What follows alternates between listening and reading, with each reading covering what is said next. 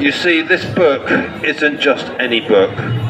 This is the Bhagavad Gita as it is, written by Srila Prabhupada, our founder Acharya.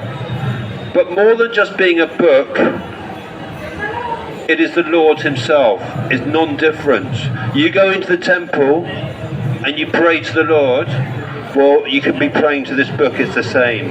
This is the Lord. And not only is it such an important book, this book is your guide to life.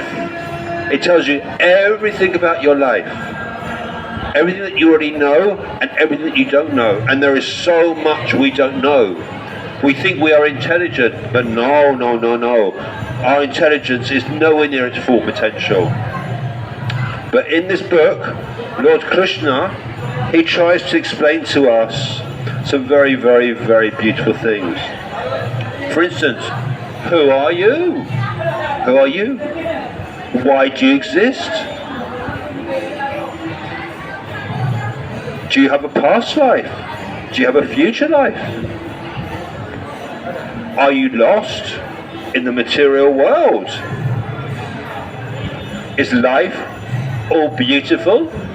Or is it possibly pain and suffering? And it's all these questions that we have in our mind. Every single answer is in this one book. And it's the book that you'll keep for the whole life. I know. I read the Bhagavad Gita originally 3 years ago. I'm reading it again now. And every time I read it, and every time I read another verse, I realise something different. And shall I tell you why? Because I'm not the same person I was the last time I read it, and neither are you. And therefore we have certain realizations, certain light bulb moments. Now this makes sense about life. And it's beautiful.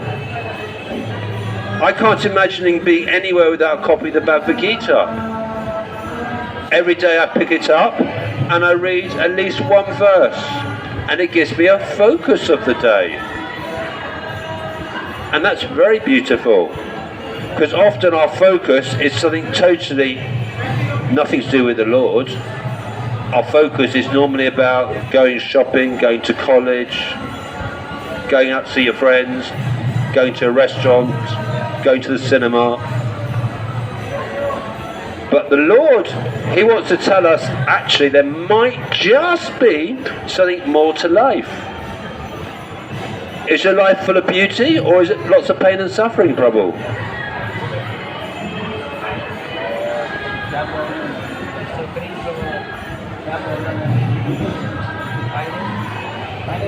And for you? Is your life all beautiful, or is it lots of pain and suffering? Yeah, finally. It's suffering. It's suffering. It's suffering. You're at college?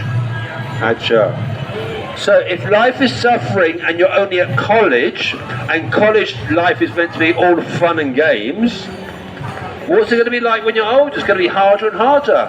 Because once you pass your exams, guess what?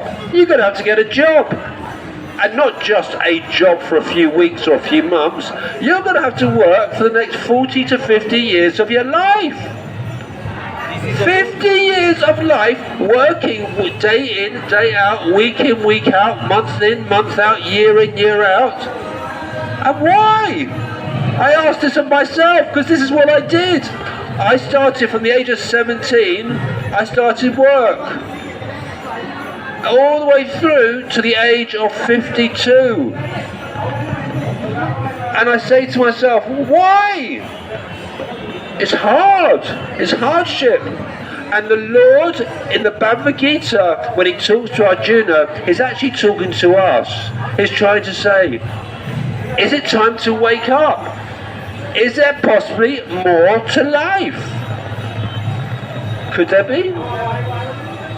Could there be more reason to wake up in the morning? Could what we be doing it be more purposeful? And it's these questions that Lord Krishna wants me to talk to you about today. Whose idea was it for you to come here? Your idea? His idea? Whose idea? Who decided to come here? You did? Yes? No, it wasn't your idea. It wasn't your idea. Was it his idea? No! It was the Lord. The Lord arranged this.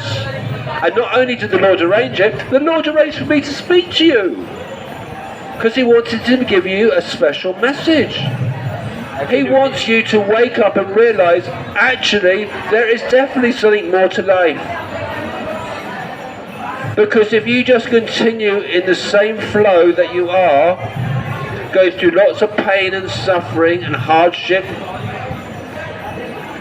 then what can you look forward to? Just more of it.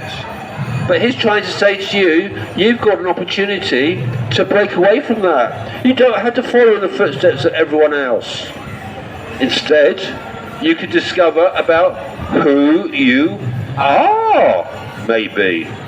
Maybe about your soul connection with the Lord. Isn't that beautiful? Because sometimes we study, like when you're at school, sometimes you're studying certain subjects for the sake of it. Some you didn't really enjoy, others you enjoyed. But the Lord is trying to say to us, actually the one subject that they didn't teach you at school was about life. Absolutely. They didn't. And therefore, it's all left down to the Lord now to start to teach you about life. And this is why I call this place Lord Krishna's University of Life and Love. Because he not only wants to teach about life, he wants to share a very, very special form of love. And he talks about this in the Bhagavad Gita. He says, make him the center of your life and he'll show you everything. He'll guide you every bit of the way. And when you are still trying hard to get to wherever you're getting, he'll still give you that helping hand. And it's beautiful. It's so beautiful and so simple. As our founder, Acharya, Srila Prabhupada says, you could possibly miss it. You can miss all these signposts. But here you are today, possibly as an opportunity to start to transform your life. So, how do we start? Obviously, we can be reading the Bhagavad Gita as it is. And the other most important thing that we can start doing is start to chant the Lord's name. Hare Krishna, Hare Krishna, Krishna Krishna, Hare Hare. Hare Rama, Hare Rama, Rama Rama, Hare Hare. You see, the Lord's name isn't just a name. It's not just even just a mantra. It's much deeper. Yeah. There is something very unique about the frequency of the Maha Mantra that has an ability to start to decontaminate our minds and cleanse our minds and detoxify us and ultimately start to purify us. Because living in this material world, our minds are very contaminated. Just think about some of the things you see are not very pretty, are they? Some of the things that you listen to are not very nice. And some things on your phone, definitely not very nice. But this is life. And also, not forgetting, some things that we say are not very nice. So what the Lord is trying to teach us is, maybe, just maybe, there's an opportunity in your life to become a better version of yourself. A more caring, a more giving, a more loving, a more forgiving, a more tolerant, having more acceptance, to share, maybe to actually serve the Lord, maybe to do something more selfless. You see, we live in a very selfish world. You're told from a very young age, be competitive, be the best, be the most successful. But where is that getting us to? This is a reality. This is a reality. Yes, but this reality isn't set in stone. The reality is, if you continue on the path that you're walking at the moment, yes, that is reality.